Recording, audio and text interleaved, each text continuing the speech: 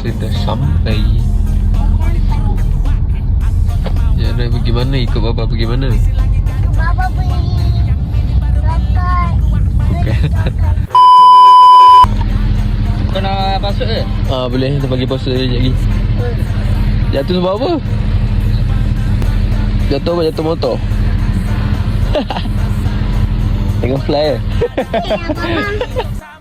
So hari ni kita dapat satu handphone 11 Pro Max nak tukar back glass.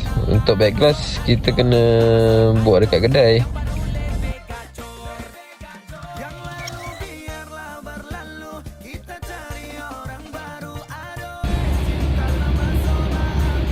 Ada bengkok sikit sebab dia ada siku nak pecah balik tu ada.